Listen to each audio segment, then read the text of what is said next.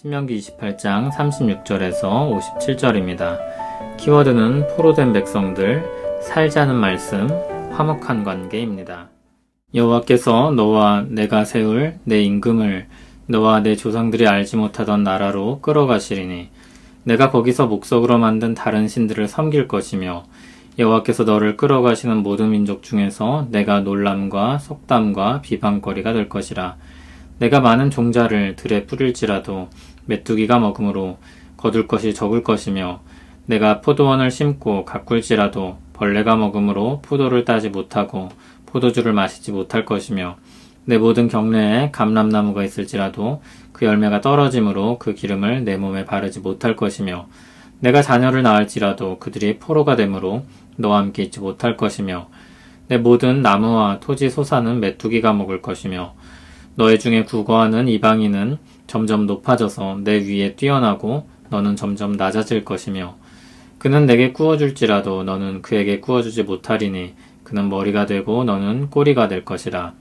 내가 내 하나님 여호와의 말씀을 청종하지 아니하고 내게 명령하신 그의 명령과 규례를 지키지 아니하므로 이 모든 저주가 내게 와서 너를 따르고 내게 이르러 마침내 너를 멸하리니 이 모든 저주가 너와 내 자손에게 영원히 있어서 표징과 훈계가 되리라.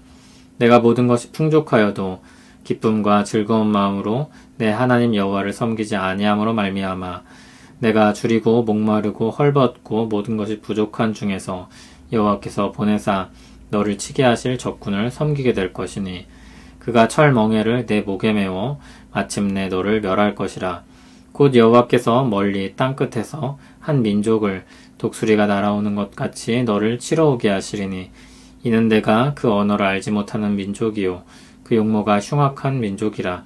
노인을 보살피지 아니하며 유아를 불쌍히 여기지 아니하며 내 가축의 새끼와 내 토지의 소산을 먹어 마침내 너를 멸망시키며 또 곡식이나 포도주나 기름이나 소의 새끼나 양의 새끼를 너를 위하여 남기지 아니하고 마침내 너를 멸절시키리라.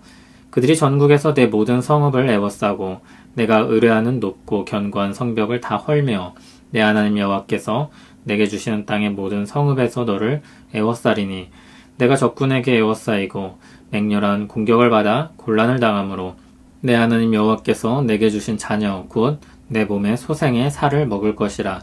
너희 중에 온유하고 연약한 남자까지도 그의 형제와 그의 품의 아내와 그의 남은 자녀를 미운 눈으로 바라보며 자기가 먹는 그 자녀의 살을 그중 누구에게든지 주지 아니하리니 이는 내 적군이 내 모든 성읍을 에워싸고 맹렬히 너를 쳐서 곤란하게 하므로 아무것도 그에게 남음이 없는 까닭일 것이며 또 너희 중에 온유하고 연약한 부녀 곧 온유하고 연약하여 자기 발바닥으로 땅을 밟아보지도 아니하던 자라도 자기 품의 남편과 자기 자녀를 미운 눈으로 바라보며 자기 다리 사이에서 나온 태와 자기가 낳은 어린 자식을 남몰래 먹으리니 이는 내 적군이 내 생명을 에워싸고 맹렬히 쳐서 곤란하게 함으로 아무것도 얻지 못함이리라. 아멘. 저주에 대한 내용이 이어집니다. 질병과 패배와 빼앗김과 압제, 그보다 더한 저주가 있을까요? 오늘 말씀은 주권을 빼앗기고 포로될 것을 말하고 있습니다. 압제받던 애굽에서 나왔던 하나님의 백성이 다시 포로가 된다는 사실은 조롱거리입니다. 사람들은 그들을 보며 그들을 구원한 하나님이 어디 계시냐고 할 것입니다. 한편 36절을 보면 그렇게 포로된 백성들은 목석으로 만든 다른 신들을 섬길 것이라고 했습니다. 하나님에게서 멀어진 백성들이 목석으로 만든 신들을 섬기는 비참한 자리로 옮겨지는 것입니다. 14절, 20절을 보면 하나님을 잊고 다른 신을 섬기는 죄에 대해 말합니다. 가짜 신을 섬기는 일은 허망한 것입니다. 그런데 그와 같은 길로 간 사람들이 그 자리에 허망하게 그대로 놓여지게 되는 것입니다. 그런 그들의 삶은 비참할 것입니다. 많은 종자를 뿌려도 적게 거둘 것인데 메뚜기가 먹을 것이기 때문입니다. 하나님께서 복 주실 때와 정반대의 상황이 펼쳐지는 것입니다. 메뚜기에 의한 피해는 자연재해입니다. 자연재해로부터 지켜주시는 하나님의 손길이 떠날 때 그들은 속수무책으로 당하게 되는 것입니다. 같은 패턴의 저주가 반복됩니다. 39절을 보면 포도원을 심고 가꾸지만 벌레가 먹어 수확을 못합니다. 40절을 보면 감람나무가 있지만 그 열매가 떨어져 못 쓰게 됩니다. 41절을 보면 자녀를 낳지만 그들이 포로가 되어 그들을 잃어버리게 됩니다. 42절을 보면 나무와 토지 소산을 메뚜기가 먹는다고 했습니다. 그러는 가운데 그들 중에 거하는 이방인은 점점 높아집니다. 한편 그들은 점점 낮아집니다. 44절은 12절, 13절과 반전된 모습을 보여줍니다. 그들은 돈을 빌리기만 할 뿐 빌려줄 처지가 되지 못할 것이며 그들은 꼬리가 되고 말 것입니다. 45절은 저주 아래 놓이는 이유를 이렇게 밝히고 있습니다. 하나님의 말씀을 듣지 않고 순종하지 않았기 때문입니다. 그 결과 저주가 따르는 것입니다. 저주가 사냥꾼처럼 그들의 뒤를 추격하며 따라옵니다. 그들은 저주의 사냥감입니다. 그러한 그들의 처지는 그들과 그들의 후손에 대한 표징과 훈계가 된다고 했습니다. 불순종의 저주가 따른다는 증거가 되는 것입니다. 모든 것이 지금 풍족할지라도 그 가운데 즐거워하며 하나님을 섬기지 아니하면 그들은 풍족한 모든 것을 잃어버리게 될 것입니다. 그 풍족함은 하나님이 주신 것이기 때문입니다. 하나님을 잃어버린 백성은 그 안에 있는 모든 것도 함께 잃어버리는 것입니다. 48절에서 57절은 포로로 잡혀가 비참한 처지에 이르게 되는 것을 그리고 있습니다. 풍족한 것을 잃는 것은 저주의 시작에 불과합니다. 적군은 그들에게 철 멍에를 목에 메워 붙잡아 갈 것입니다. 놀랍게도 그들은 하나님이 보내신 적군이라고 했습니다.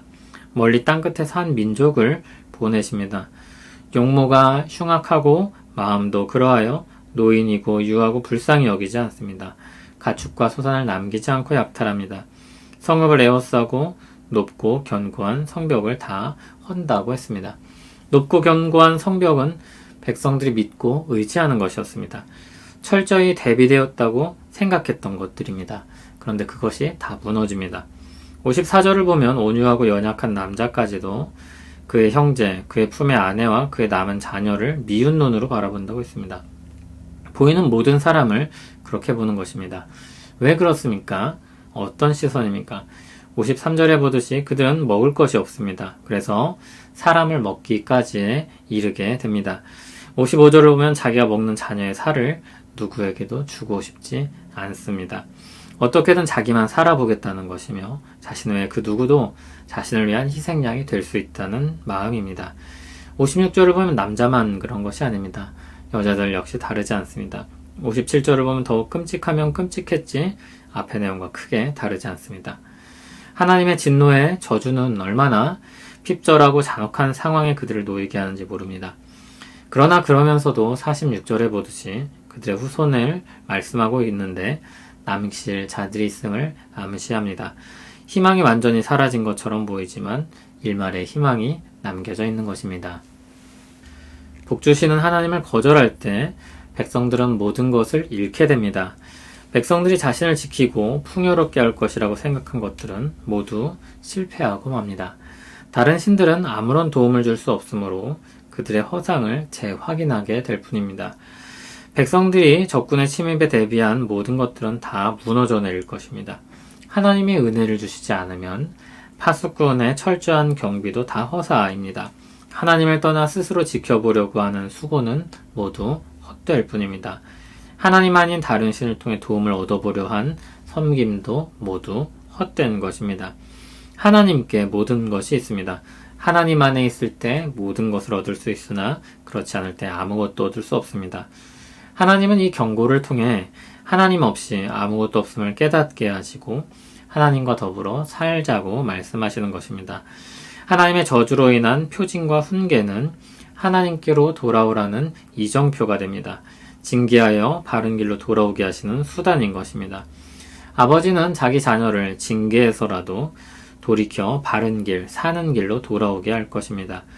이렇게까지 강력하게 말씀하시는 것은 절대 그 길로 가지 말라는 강력한 경고입니다.